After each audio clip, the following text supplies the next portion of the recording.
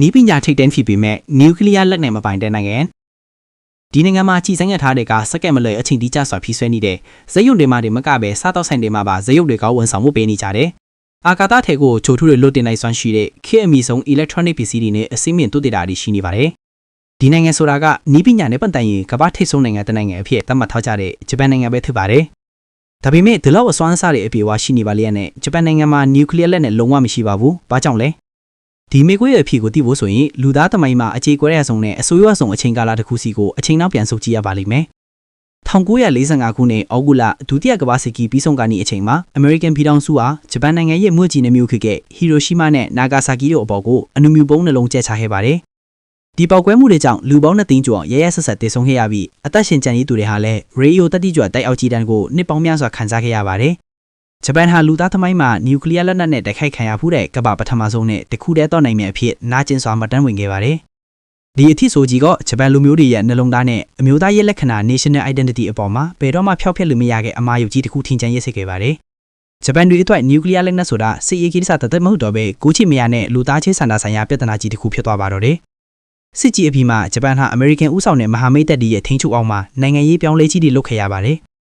1948ခုနှစ်မှာဂျပန်ကဖွဲ့စည်းပုံအခြေခံဥပဒေတွေကိုရေးဆွဲအတည်ပြုခဲ့ပါတယ်။အဲ့ဒီထဲမှာအရေးကြီးဆုံးကတော့ပုံမှန်9ပါတယ်။ဒီပုံမှန်ကဂျပန်နိုင်ငံဟာနိုင်ငံခြားပြည်ထနာတွေကိုဖြည့်ဆင်းရမှာစစ်ပွဲဆင်နွှဲခြင်းကိုထာဝရဆွံ့လို့ရမယ်။ကျူးကျော်တိုက်ခိုက်ဖို့အတွက်ဘယ်လိုစစ်တပ်မျိုးကိုမှဖွဲ့စည်းတည်ထောင်ခွင့်မရှိဘူးလို့အတိအလင်းပြဋ္ဌာန်းထားပါတယ်။နောက်ပိုင်းမှာနိုင်ငံကိုကာကွယ်ဖို့ဂျပန်ကာကွယ်ရေးတပ်ဖွဲ့ GSDF ကိုဖွဲ့စည်းခဲ့ပြီးမြဲလုံးဝကာကွယ်ရေးတပ်သားဖြစ်ပါတယ်။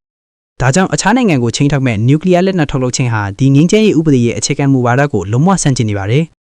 1960ခုနှစ်မှာဝင်ကြီးချုပ်အေဆာကိုဆာတို့ကဂျပန်နိုင်ငံရဲ့နျူကလ িয়ার ကင်းစင်ရေးမူဝါဒ3လက်ကိုတရားဝင်ချမှတ်ခဲ့ပါတယ်။နျူကလ িয়ার လက်နက်ကိုမပိုင်ဆိုင်ရမယ်။နျူကလ িয়ার လက်နက်မထုတ်လုပ်ရမယ်။နျူကလ িয়ার လက်နက်ကိုဂျပန်ပိုင်နက်ထဲပေးမသွင်းရမယ်ဆိုတဲ့မူဝါဒ3ရပ်ကိုဖြစ်ပါတယ်။ဒီမူဝါဒတွေကိုလွှတ်တော်ကပါအတည်ပြုပေးပြီးဂျပန်နိုင်ငံရဲ့အခိုင်အမာဆုံးအမျိုးသားရေးမူဝါဒတစ်ခုဖြစ်လာခဲ့ပါတယ်။ဒီကြိုးပမ်းမှုကြောင့်ပဲဝင်ကြီးချုပ်ဆာတိုဟာ1984ခုနှစ်မှာနိုဘယ်ငြိမ်းချမ်းရေးဆုကိုရရှိခဲ့ပါတယ်။ဂျပန်မှာနျူကလ িয়ার လက်နက်မရှိပေမဲ့တရုတ်နဲ့မြောက်ကိုရီးယားတို့ရဲ့အန်တီရဲကအကာအကွယ်မဲ့နေတာမဟုတ်ပါဘူး။သူတို့ဟာအရင်ကရန်သူဖြစ်ခဲ့တဲ့အမေရိကန်ပြည်ထောင်စုနဲ့လုံခြုံရေးမဟာမိတ်စာချုပ်ထားပါတယ်။ဒီသဘောတရားအရဂျပန်ကိုတရုတ်ကလာတိုက်ခင်ရင်အမေရိကန်ကနျူကလ িয়ার ထိရင်နဲ့ဂျပန်ကိုကာကွယ်ပေးရမယ့်တာဝန်ရှိပါတယ်။လိုအပ်ရင်အမေရိကန်ရဲ့နျူကလ িয়ার လက်နက်တွေနဲ့ပါပြန်လည်တုံ့ပြန်ကာကွယ်ပေးမှာပါ။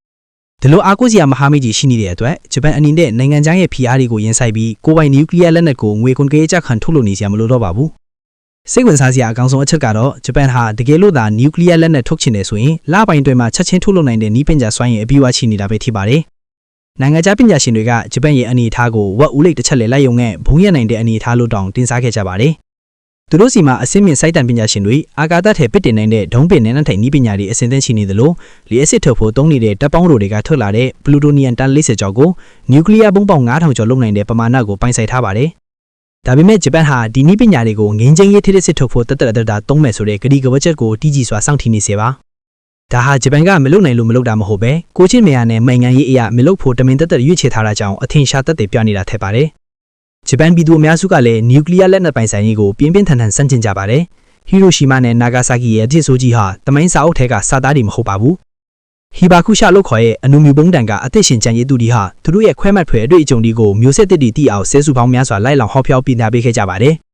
သူတို့ရဲ့မျက်ရည်တွေအမှန်ရုပ်တွေကဂျပန်ပြည်သူတွေနဲ့ခေါင်းဆောင်တွေရဲ့နှလုံးသားကိုခရီးကြီးမားမားလွှမ်းပိုးထားနိုင်ခဲ့ပါတယ်။ဒီဟီဘာခုရှာအခွက်စည်းthứcတဲ့နီးဟုံဟီဒန်ကိုဟာသူတို့ရဲ့နျူကလ িয়ার လက်နက်ပျောက်ရေးကြီးချိုးပမ်းမှုတွေကြောင့်မကြသေးခင်မှာပဲ2024ခုနှစ်အတွက်နိုဘယ်ငြိမ်းချမ်းရေးဆုကိုဂုဏ်ယူစွာရရှိခဲ့ပါတယ်။ဒီကနေ့ခေတ်တော်ကမ္ဘာကြီးမှာနိုင်ငံတနိုင်ငံရဲ့အင်အားကိုစစ်တပ်နဲ့လက်နက်တွေပုံမူတည်ပြီးတိုင်းတာလေးရှိပါတယ်။ဒါပေမဲ့ဂျပန်ကတော့လုံးဝကွဲထွက်နေပါတယ်။သူဟာအန်အုံးကန်နီးပညာတိုးတက်မှုတွေကိုရယူနိုင်ခဲ့ပေမဲ့အဲ့ဒီစွမ်းအားတွေကိုနျူကလ িয়ার ဘုံအဖြစ်ဘယ်တော့မှအသုံးမချလိမ့်ပါဘူး။